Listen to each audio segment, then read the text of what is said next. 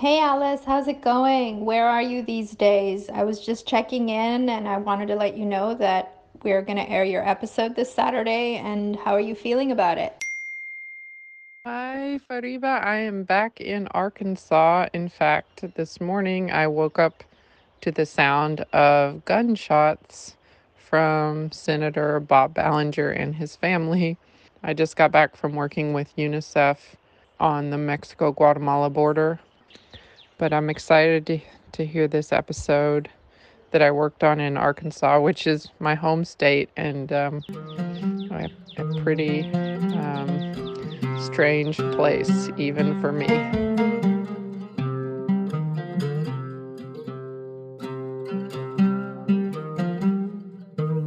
Welcome to On Spec, where you can hear stories that bring you closer to the globe. I'm your host, Fariba Nawa. We're continuing our series on fake news and how everyday people are impacted by it, bringing people with opposing views face to face to find common ground. The US is among the countries with the highest percentage of climate change skeptics, despite climate change being a scientific fact. More than half of the country thinks climate change isn't real or man-made. Many of them voted for Donald Trump for president in 2016. In the 4 years Trump was in power, green policies that helped the environment were scrapped. The US is also one of the countries that emits the most gases, accelerating global warming. Now US President Joe Biden is supporting green policies, but much damage has been done. And one of the states suffering from climate change is Arkansas. Yet many of the politicians and people there deny that it is man-made. Arkansas native and journalist Alice Driver introduces her neighbor, a state senator and climate skeptic, to an organic farmer and climate activist. I'm sitting on an old porch swing in Oark, Arkansas. It's late, nearing midnight, and the stars are bright enough to light up an old barn nearby. This is where I was born, and you're hearing the last of the fall cicadas.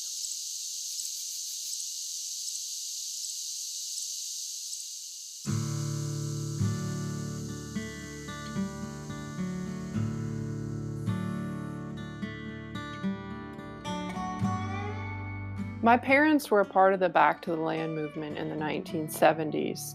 Back then, 1 million Americans uprooted themselves from cities and moved to rural America. They wanted to grow their own food, build their own houses, and live in ways that respected and protected the environment. They were mostly young, white, and educated. I'm a child of that movement.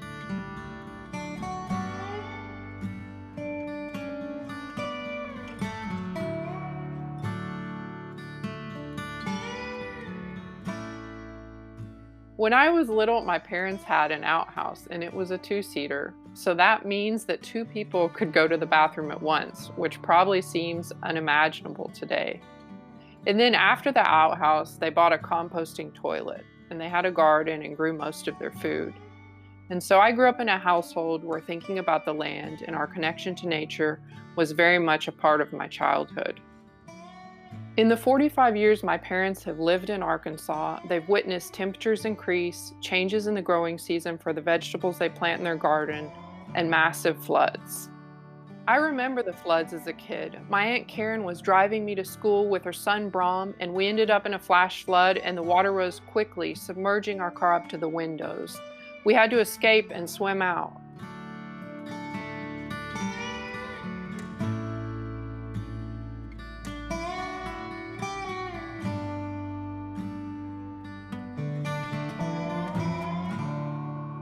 Arkansas is in the South, in America's Bible Belt.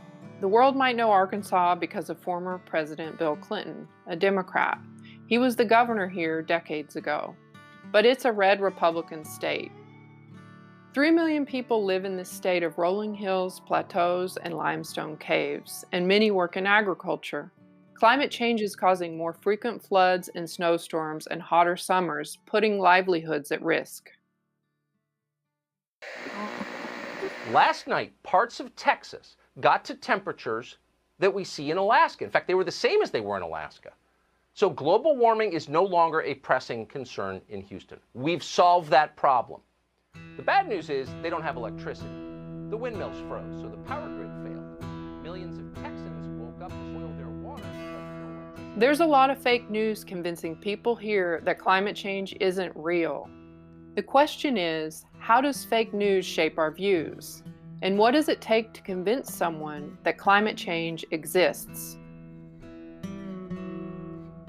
To meet a climate denier, I didn't have to go far. I'm standing outside of my parents' house. I just had coffee and I'm about to walk over to the neighbor's house, Bob Ballinger. He is a state senator in Arkansas, and he just moved. The last few months he moved out here with his wife and his 7 kids, and they're my parents' closest neighbor, pretty much. Close out here, it's relative. It's probably like a 10-minute walk down the dirt road, maybe less. And then farther down is the creek I grew up swimming in. It's the Little Mulberry. I think Bob cut down some trees, so now you can see the creek from the house up here. A lot of memories for me because I used to swim across this part of the creek when it was flooded when I was little. You scared me so bad whenever I went around that turn. Did I scare you? Yeah. You think your parents are home? Yeah, I think I hear. It's not a video. Good morning. Hey Bob, how's it going? Doing good. You want a coffee or anything? Oh yeah, I'd love one Okay. actually, because Bob has a boyish face, bright blue eyes, and he often wears overalls. He's 47 and grew up in Oklahoma. Then he went to school, and he and his wife Jessica settled down in Arkansas. Bob chose politics because his friends encouraged him to help their community. You want to go to the creek? Yeah, Okay. walk to the creek. Nice to meet you. We'll see you, Mama. See you later. Like many conservatives, Bob believes in limited government and defines personal freedoms in terms of buying a gun or not wearing a mask during the pandemic. In 2020, he was one of several senators to sue the Arkansas Health Department for requiring face masks in public spaces. The question is, how much of the change that we may be going through now is associated to man-made climate change? And then the next question is, if man-made climate change, if we really are having a large impact on it, then what is the policy to try to change that? So what do we do to fix that? And that's where really the rubber meets the road. I mean, I'd be willing to say that our contribution of carbon in the atmosphere could very well have an impact on the climate. I mean, whether how much that is and whether it's de minimis or extensive, I don't know. But then the question is, how many people are we willing to kill in order to gain the small changes in climate? So that's really Bob isn't fond of the environmental movement. Climate activists recommend eating less meat and adopting clean energy like solar. But Bob argues that if individuals or lawmakers require these changes, food and energy will become so expensive that people will starve or die. It's a point that might sound too extreme to be true, but it's common among rural conservatives. I'm not a scientist, but I could really have a hard time seeing how the eating of red meat is really contributing that much to climate change, enough that what we need to do is reduce a protein from society in order to make it where we can have what impact on climate. And until you can answer and tell me, that this is the solution, getting rid of red meat will make it where we have a more stable climate and we don't go into a warming period that we can't recover from. Unless you can show me that science, then I wouldn't want to clamp down on that and make it where some people go hungry.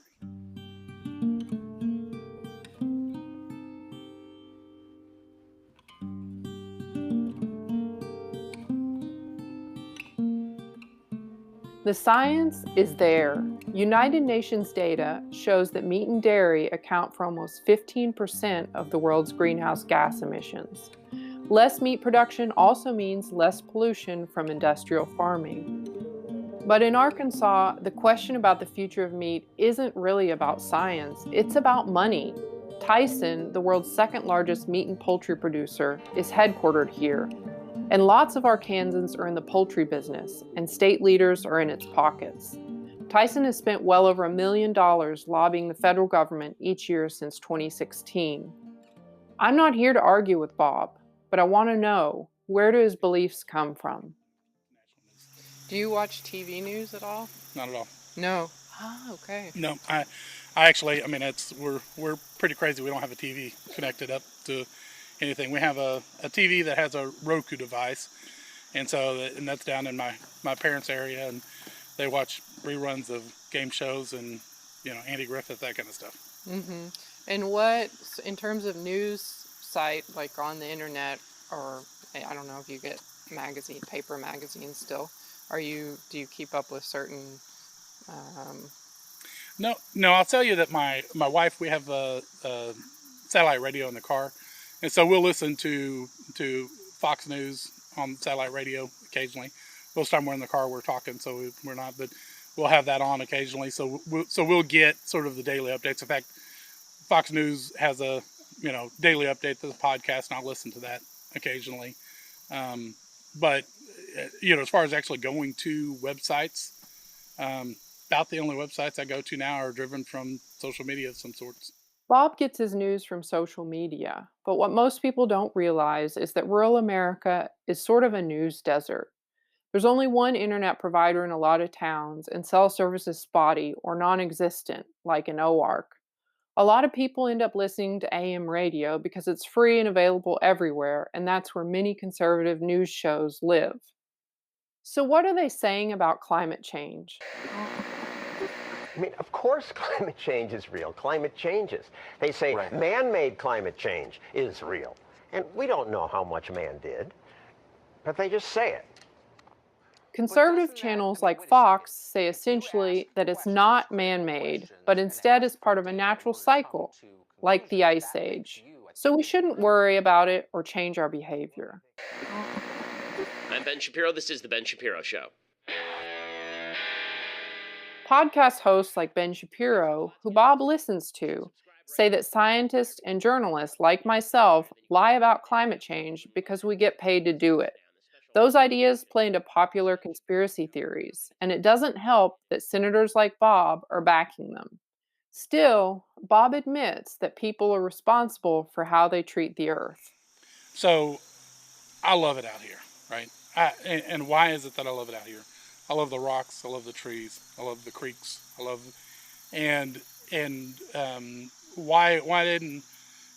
aren't I living in Tulsa or in the middle of Fayetteville, right? Well, my kids wouldn't swim in the water in Tulsa. Because of runoff, because of man-made pollutants, frankly. Bob's talking about cities nearby. Tulsa's in Oklahoma and Fayetteville in Arkansas. And the runoff he mentions is caused by big farming. Basically, it's animal waste that's been collected into storage pools that overflow during floods, polluting rivers. That doesn't happen in OARC because we are part of the Ozark National Forest. It's protected by the federal government, and most of the land is not for sale or agricultural use. We have the cleanest water in the state. Bob's kids can swim here safely because of the environmental protection laws in place. They're the same ones he's fighting against. We need to be good stewards of what we have, of the time that we have now, and try to make sure that that for future generations, we leave these wonderful things for them. The question then is what do we do, right? I think your parents putting up solar panels, I think that's smart anyway. It makes them less reliant on a grid system that is imperfect and who knows how long it'll last. My parents installed solar panels because they wanted to have a lower carbon footprint. Large carbon footprints increase greenhouse gases, which contribute to climate change. Bob praises my parents here, but later he says solar panels are too expensive. The question is, do you want to force that on other people? And that's really the difference between me and, Green New Deal, right? Is I don't want to force society to do that. I don't want to force, especially when there isn't a cost associated with it. And it would hurt my constituents. It would hurt my people, friends, people who I love, who can't afford to to pay more in energy. The Green New Deal is a proposed package of U.S. legislation to promote the use of 100% renewable energy within 10 years. This includes the adoption of electric cars and high-speed rail systems. It's true that energy prices may go up a bit, but not in the drastic way Bob's talking about. At this point, I'm feeling frustrated. Like I said, I'm a skeptic, right? I'm a skeptic of motivations of scientists. I'm a skeptic of motivations of media. I'm a skeptic of motivations of politicians. Bob is far from being the only one with these ideas. On a recent trip to Little Rock, some of the only stations I could get were religious and talk shows on AM radio. I heard religious leaders call journalists the devil, and mainstream talk radio hosts refer to us as enemies who are paid to create fake news. Okay, well, I think it's interesting because I grew up out here in Oark. My brother grew up out here. My brother went to MIT. He's a scientist. So, I'm a journalist. And obviously, especially right now with what's happening in politics and with the level of kind of feelings that people have, I get a lot of criticism about my motivations, and it's really interesting for me because I grew up out here in Oark in the middle of nowhere. Right. I work for everyone, anyone. I am interested in knowledge and information and research like my brother. So yeah. I think when you actually get to know people and talk to people about what they're doing, it's harder to feel like it's a conspiracy, especially climate change. And I think that's one thing that, scientists are just a bunch of human beings who are working really hard at trying to come to the right understanding of the way things work, right? But at the same time, sometimes it's more convenient, more money, more likes, more friends, more chairs if they go this direction, rather than if they go this direction. And so, I'm not saying that's why everyone does it. I'm not saying there's a great conspiracy. I'm just saying that happens.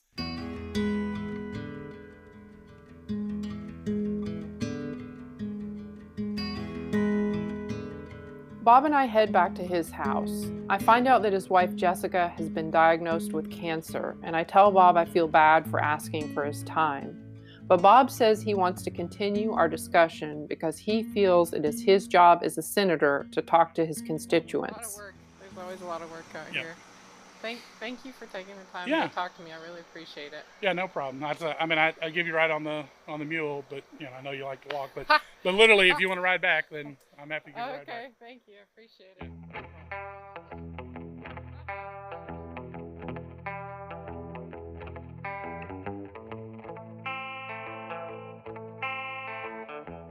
After talking to Bob, I feel that it is more important than ever for Americans to have face-to-face conversations with people they disagree with, because it's harder to defend extreme views, attack people, and hate in person like people do online. You see people's humanity when you meet with them. I saw Bob's. Still, voices like Bob's are what Arkansas is known for. Senator Tom Cotton has said that climate change is, quote, probably real. But those are not the only voices in Arkansas.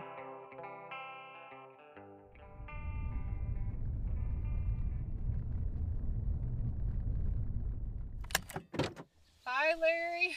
I did. Larry is 71 and retired, and he is energetic and constantly in movement, milking cows, chopping wood, curing bacon, planting his garden for the spring. He was nervous about our conversation and admitted that he had talked to a climate change scientist.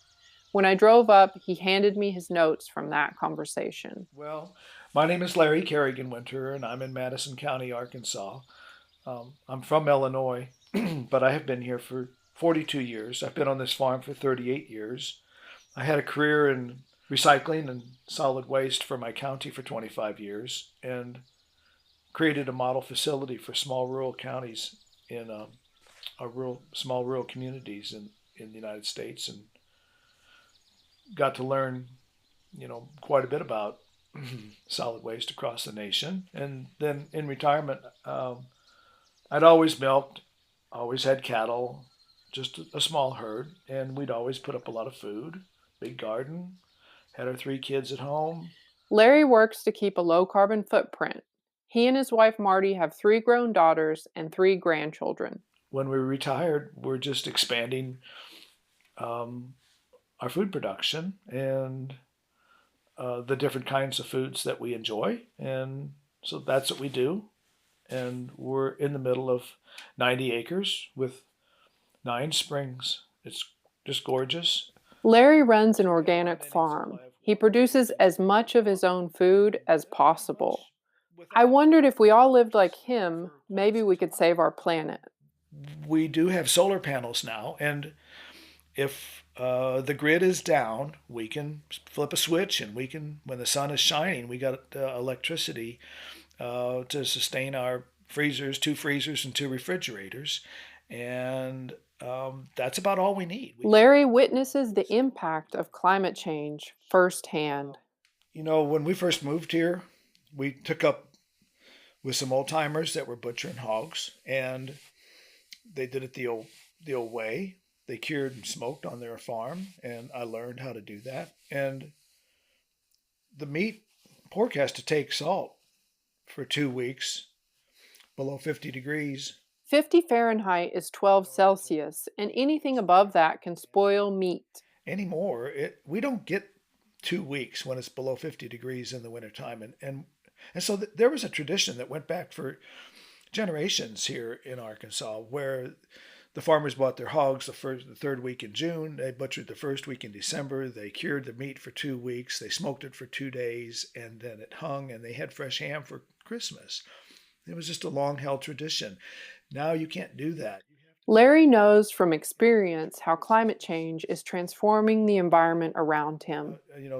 We don't get 2 weeks where it's below 50 degrees. Last year, it was worse. Unheard of. We had 4 or 5 days when it was in the 70s, the week of Christmas. And we had ticks. There were 2 members of my family that got ticks in the middle of winter. That's just unheard of.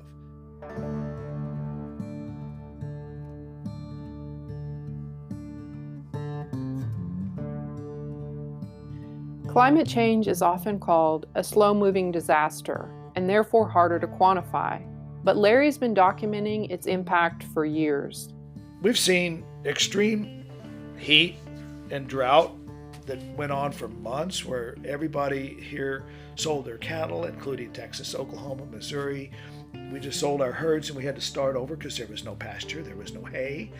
But Arkansas's most urgent problem is flooding. We've had extreme floods here in the last 8 years. That one was a 100-year-old flood, never seen like that before. Washed out roads and just incredible damage, destroyed bridges. It's like, why are we having these extremes?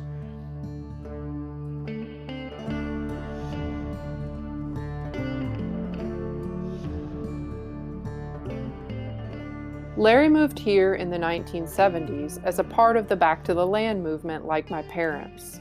They wanted to opt out of American consumerism. You could say that Larry was a climate change activist before the term existed. Was there much discussion about climate change, or how has that discussion changed in your time out here? Oh, Alice, when we moved here in 78, we were talking about the quality of food and having some control over what we ate. But as far as the change in climate, it wasn't a term. It wasn't used. We didn't know anything about that. We didn't hear anything about that. But the various things that affect the climate were on Larry's mind. So that was more of the issue. And, climate change wasn't even on the radar. It wasn't even a term. It wasn't being used. And so as much as we wanted to reduce our need for fossil fuels because of pollution, we didn't connect, and there was not a connection between the pollution and climate change. It was more about the pollution of our waterways, the pollution of the air that we breathe. And that a lot of that changed with the Clean Air Act and the Clean Water Act, and that happened in my lifetime when I was, you know, uh, in college. Larry reminds me of my parents. As I listen to him, I recognize similarities from my own childhood. His views are different from Bob's, and maybe that's because of where he gets his information. I've listened to NPR ever since it became available here in Northwest Arkansas, probably, I don't know, 40 years ago. And I don't listen to it religiously, but when I do have news information coming to me on the radio, it comes from NPR. I read the state newspaper. I'm real big on local news. I'm really big on the state news. And um, we didn't want to have TV in our home. We didn't want to have that distraction. I didn't want somebody telling me or presenting to me what they thought, life was in America. I think it's a bunch of hooey. The information that Larry gets from NPR is based on scientific reports, whereas Bob's news sources speculate, for example, that snow is proof that global warming doesn't exist. Still, Larry says there are some reasons to be hopeful. The pandemic has made people think more about self-sufficiency and growing their own food, buying bees, my dad bought bees, for example, and raising chickens. He says it's one more reason to push forward. So, this whole pandemic thing has really changed a lot of people in ways that I would have never imagined.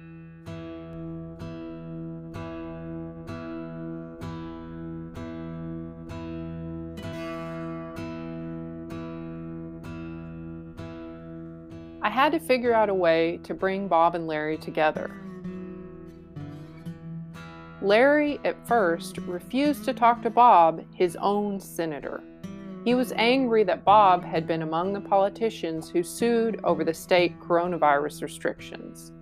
And on a personal level, he was nervous about being around an anti-masker at all.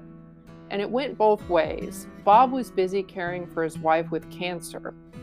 So I asked Larry to take a day to think over my proposal to meet Bob, and I appealed to his sense of civic responsibility.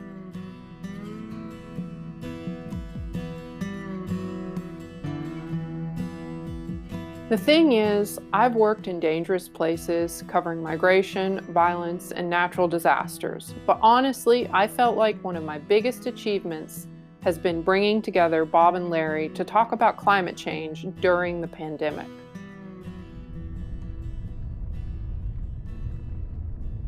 Larry and I head up Bob's long, winding driveway on a sunny December day. His house has a second-story balcony where he's usually sitting on a big porch swing. Larry is nervous about the meeting. I'm willing to share and bring him along in any way that would help him better understand what's happening out there, what's happening with us today. What his constituents are looking at and embracing as far as the future. And so, just like with me, Larry prepared for the conversation with Bob by talking to a climate change scientist, and he wrote down important points he wanted to make.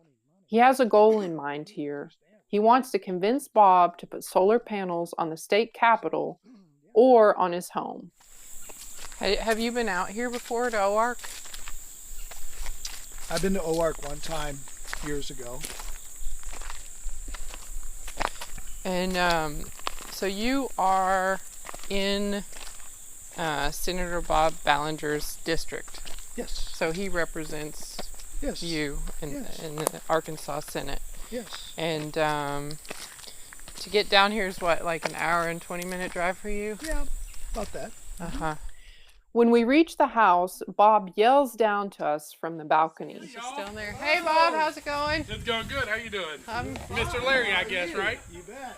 Nice to meet you, Bob. I'll meet you downstairs. Okay, sounds good.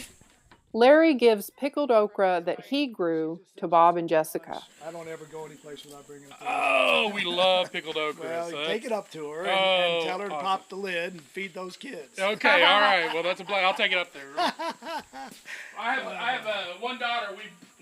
we've got a kind of a thing for pickled okra, so this is great. Yeah, That's wonderful. with a bunch of kids, you open the lid and they just disappear. Bob shows Larry his property. They walk down to the river, which is a surreal blue-green, and they sit on a large tree trunk that washed up in the last flood. Bob and Larry are socially distanced from each other, and Bob opens up about his wife, Jessica.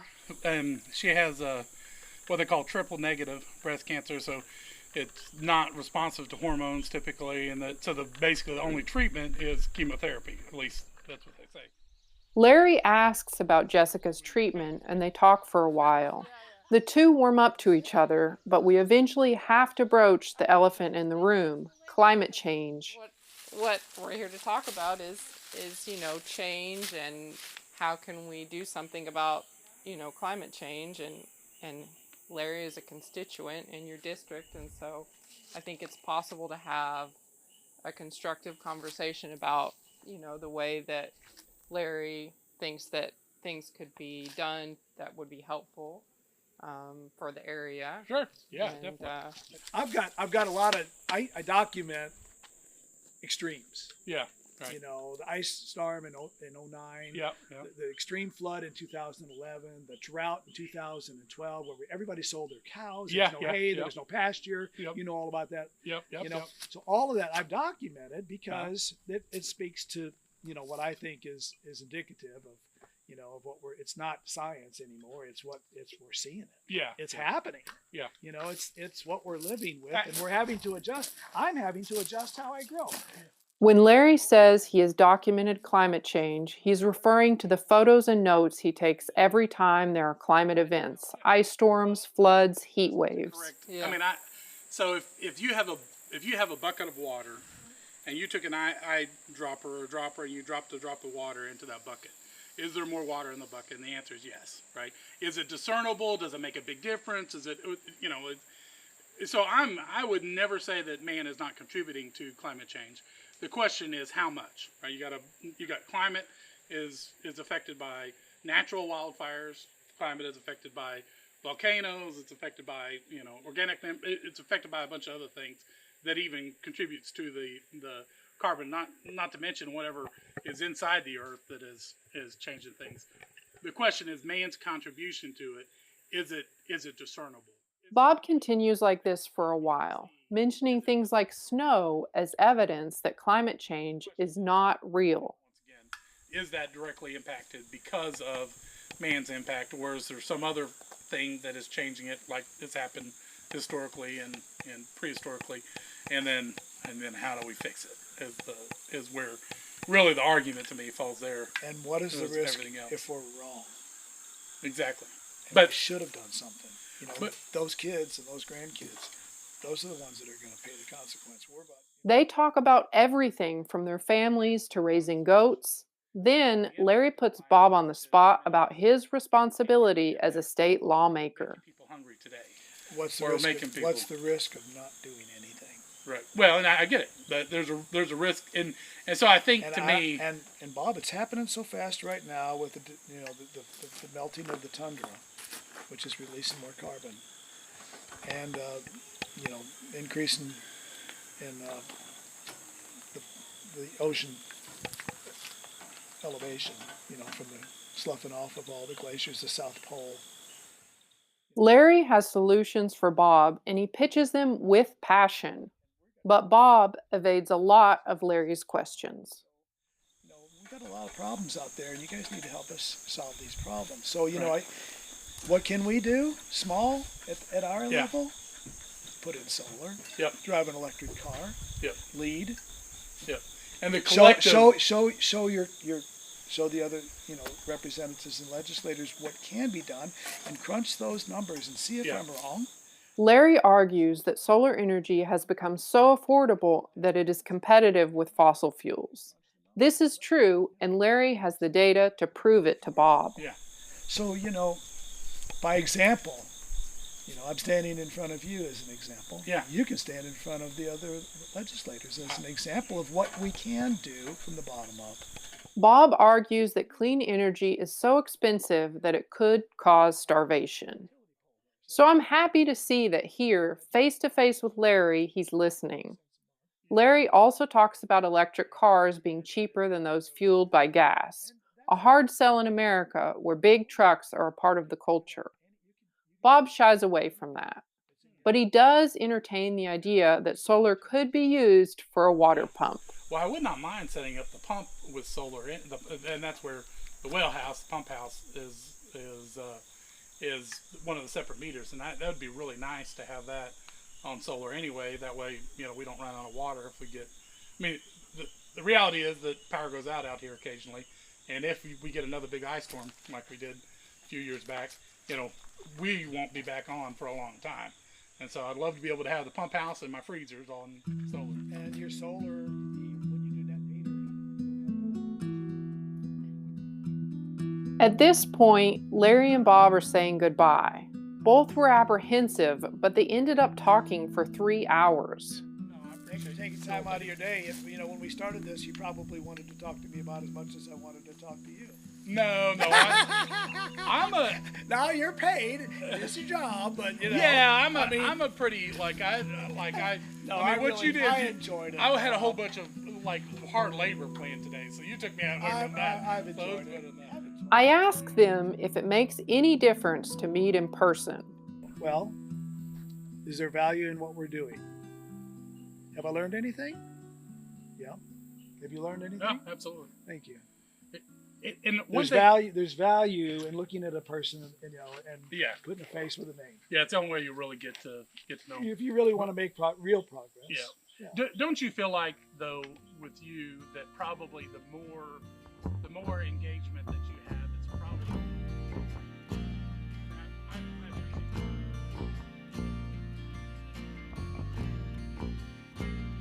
Getting two people who disagree to meet in person during the pandemic, especially when one refuses to wear a mask, was daunting. But it was worth it because they often found a fair amount in common.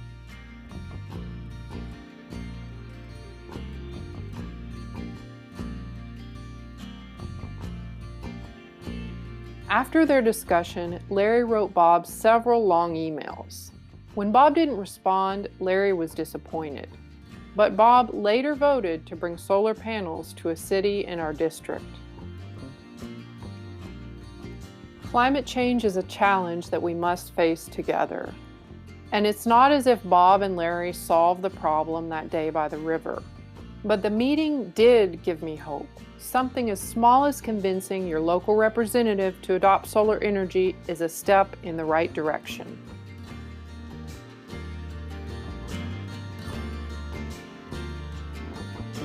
For On Spec, this is Alice Driver in Oark, Arkansas.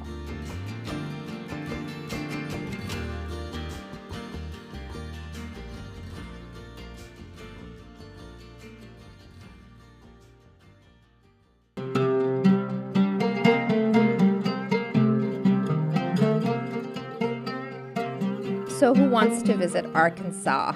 Let's go see all the beauty in nature, post-pandemic of course, because I'm afraid it might not last long. As a former Californian, I was just frightened last summer when my family there told me the sky had turned red from the fires burning down the forests. And the fires didn't stop for months and months. I know people are tired of doomsday predictions, and young people want action and hope. So we thank Bob and Larry for sitting down to talk at least. Bob has been busy supporting legislation to advance gun rights and ban healthcare for transgenders. Larry and his family got COVID-19 but have luckily survived. Thanks, Alice, for taking us home with you. Shout out to the team who worked on this episode. Editors Elisa Resnick, Oscar Durand, and me. Producer and sound engineer Oscar Durand. Additional help from Omar Farouk, Luke Wren-Piper, Ryan Barba, and Özge Sebzeci. In 2 weeks, journalist Lisa Jane Harding will take us to her city, Hong Kong, where China's pretty much taken over, using fake news. And remember our Patreon account? We'd be most grateful if you can become a member there. It takes money to make these documentaries, and we'll be embarking on our next season later this year. You can find it on the About page of www.onspecpodcast.com.